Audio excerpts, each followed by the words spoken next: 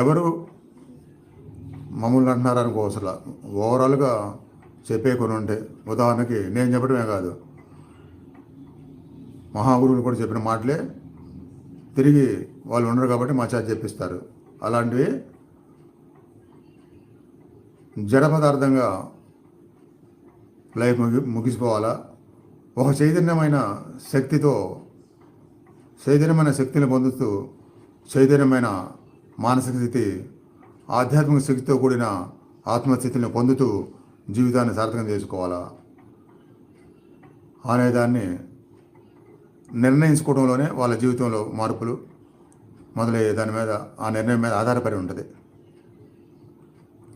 నిర్ణయాలు తీసుకోకపోతే తేడా లేదు. జడ పదార్థాలకి మిగతా అన్య జీవులకి మనిషి జీవితంకి తేడా లేదు.